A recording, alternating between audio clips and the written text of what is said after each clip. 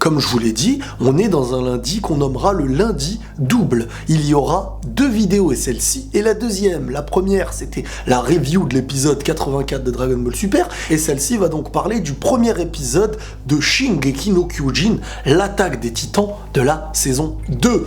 Une saison qu'on attend depuis 1000 ans. Et quand je dis 1000 ans, j'arrondis à peu près. Non, franchement, ça a mis tellement de temps et je me suis refusé de lire les chapitres, les scans, les mangas.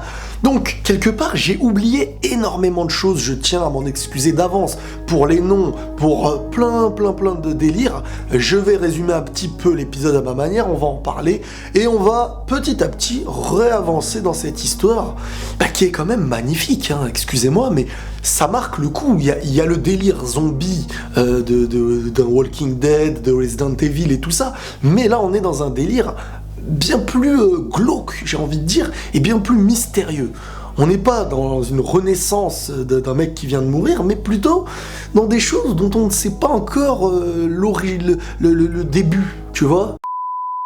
Et nous voilà donc dans un univers protégé par 3 grands murs, le mur Maria, le mur Rose et le dernier mur qui protège le royaume, le mur Sina. Après 100 ans de prospérité et de paix, le mur Maria, celui qui est le plus éloigné, fut détruit et traversé par les titans. Donc là, le gros risque, c'est quand même que les titans ont réussi à passer là où il y avait de la vie humaine.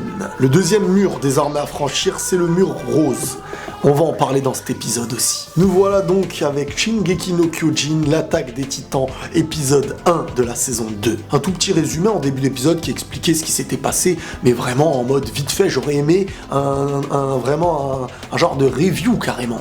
Ou bien un épisode 0, comme ils le font parfois avec les séries lors d'une nouvelle saison, qui récapitule clairement toute la saison en un épisode. J'aurais vraiment apprécié personnellement, parce que je me rappelle des gros détails, mais pas des plus petits. Les gros points à savoir de la première saison, c'est que le mur Maria a été franchi, et que des années et des années ensuite, on a appris qu'il y avait des titans parmi les êtres humains. Eren, notre héros qui lui-même peut se transformer en titan, est celle qu'on appelle Annie Leonard, une titan féminin. Celle-ci a réussi à être capturée et s'est cristallisée dans un truc qu'on ne connaissait pas encore. Mais après le combat entre le titan de Eren et Annie, le titan féminin, il y a eu, on peut dire, un impact sur le mur. Et là, c'est comme ça qu'a terminé la saison, on a remarqué qu'il y avait un titan dans le mur. C'est-à-dire que les murs qui le protégeaient depuis des années cachaient un ou plusieurs titans. Tu t'es dit, oula, c'est quand même bizarre. Là, c'est clairement un mystère. Et tu te dis, oula, on a des choses à apprendre encore, on a beaucoup de choses à apprendre. Et pendant que tout le monde est impressionné, il y a eu, parmi les fidèles d'un culte du village, un homme qui est venu dire, couvrez-le, ne le laissez pas à la lumière. Ne le laissez pas exposé à la lumière du jour. Et là, la meuf, à un moment donné, elle s'est questionnée, elle s'est dit, oula, lui, il a l'air d'en savoir. Donc, sur le haut du mur, elle a essayé de soutirer des informations, mais ces gens-là, de leur culte-là, n'ont l'air de donner aucune information vraiment. Donc là, il n'y a rien à en tirer pour l'instant, mais ils sont conscients. Comment sont-ils conscients? On ne sait pas encore. Comment se fait-il que certains savaient qu'il y avait des titans dans le mur? Et d'un coup, la cloche qui se met à sonner, un nouveau drame est arrivé. Le mur, celui du milieu, le deuxième, le mur Rose vient d'être franchi par les titans. Comment ça se fait? Attends, depuis 100 ans, les murs ne sont pas franchis, et d'un coup, on dirait que quelqu'un fait quelque chose, manigance quelque chose. Après l'annonce que le mur Rose vient d'être franchi, on revient 12 heures plus tôt, vers une certaine patrouille. En fin de compte, celle qui aura été en priorité au courant que le mur Rose ait été franchi. Parmi cette patrouille, retenez bien certains visages. Vous me comprendrez plus tard. Oui, parce que je sais certains trucs, bien que je n'ai pas lu les scans. Voilà. Chut. Ceux qui spoilent, ils sont bannis de la chaîne. Excusez-moi, mais c'est comme ça, ça sert à rien. On est dans une découverte ensemble, on avance ensemble. Si vraiment une personne n'a rien à faire au point de spoiler, alors que sur internet ça peut être spoilé, tu ne seras ni fort, juste tu galères. Et vraiment, la personne sera bannie parce que j'aime pas les spoils. Bref, la patrouille était désormais en mission pour devoir alerter les autres que le mur Rose a été franchi. Parmi eux, en mode chef, Mike. Ce Mike-là, comme je l'ai dit sur Twitter, il m'a fait penser à Ansei. vous connaissez, le youtubeur Ansei, eh ben, il y a un air, hein, je sais pas s'il y a un lien de parenté, je sais pas, mais il se ressemble quand même. Hein. Ah, marquez-le-moi dans les commentaires aussi s'il se ressemble, regardez-le. On va l'appeler Mike Ansei. Celui-ci, sur le toit, Mike Ansei avait une discussion avec un autre personnage en lui expliquant que ce n'était pas encore la fin de l'humanité et que ça le deviendra lorsque les humains auront abandonné. Tant qu'on ne baissera pas les bras, il faudra jamais admettre que c'est la fin. Parce qu'il faut se mettre maintenant dans le contexte de l'attaque des Titans, on est quand même face un petit peu comme dans Walking Dead à des zombies, un monde qui se détruit au jour le jour et nos terres de vie qui se deviennent de plus en plus petites. On se restreint de plus en plus de nos terres de liberté, de la paix, de toutes ces choses-là. Et petit à petit, il ne reste presque plus de vie, quand on réfléchit bien. À part sur d'autres planètes, mais ça on sait pas encore, on n'est pas dans Dragon Ball Super. Donc clairement, on est dans un esprit de désespoir, de peur tous les jours. Il faut vraiment se mettre dans le contexte, pour comprendre un peu la peur que chacun peut avoir en lui. Et vraiment, chacun doit se raccrocher au minimum, au peu d'espoir qu'il peut exister. Bref, à 500 mètres, il y avait des titans qui commençaient à arriver, et sur leurs chevaux, la patrouille commença à se diriger de manière tactique pour en avertir chacun des leurs, chaque village, etc., que le mur a été franchi, chose qui a été faite vu qu'on l'a vu 12 heures après. Mais c'était sans savoir que Mike, bien sûr, allait de manière tactique et intelligente partir de son côté pour retenir certains titans afin que les autres puissent aller alerter tout le monde. Mike, un genre de capitaine super puissant, intelligent, voilà, on peut lui faire confiance comme il avait été dit par le grand chef je sais pas qui. À la mi-temps de l'épisode, on peut dire, tu vois, il y a toujours une petite pause entre les épisodes, et ben il a été expliqué un petit truc intéressant. Information pouvant être révélée actuellement, alors que les Titans des Murs sont une entité encore non identifiée.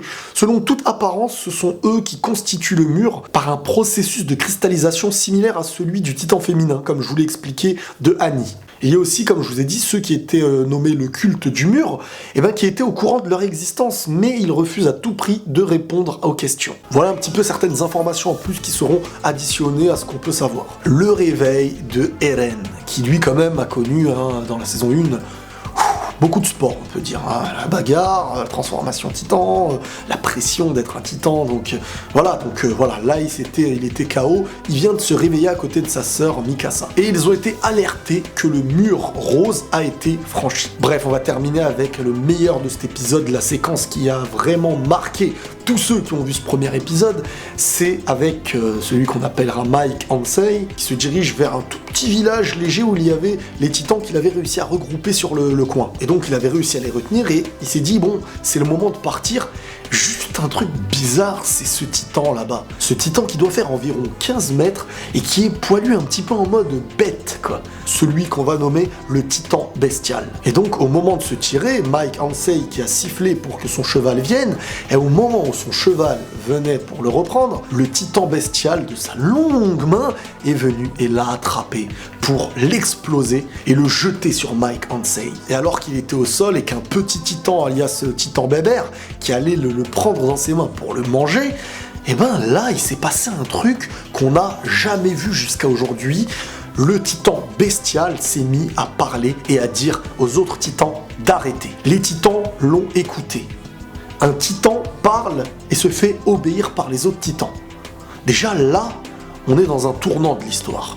Mais, rappelez-vous, le petit titan bébert là, je vous avais dit que c'était Bébert déjà quand je vous avais annoncé le retour de l'attaque des titans là, qui a vu la promo là. Et ben ce titan Bébert, c'est vraiment Bébert, il écoute pas. Et comme on a pu le constater, il a dû se faire déglinguer par le titan bestial parce qu'il écoutait pas. Il voulait bouffer le mec, il voulait le manger Mike Ansei. Et là, Mike Ansei, terrorisé face au titan bestial qui lui parle et qui lui dit mais c'est ingénieux vos gadgets qui vous permettent de voltiger et tout ça. Et là, avec sa voix et tout, vraiment, j'avoue, l'ambiance, elle est glauque, elle fait flipper. Et Mike, là, même lui qui a de l'expérience et tout ça, il ne pouvait plus parler, il était choqué. Donc il posait des petites questions sur cet appareil en lui demandant comment vous appelez ça, c'est ingénieux et tout. En plus de ça, vous avez l'air de savoir que la nuque, c'est nos points faibles. Et de manière un petit peu humaine, il a juste pris le gadget qui leur permet de voler, de voltiger, tout ça. Vous allez me dire en commentaire comment ça s'appelle, j'ai un trou de mémoire. Et il partait.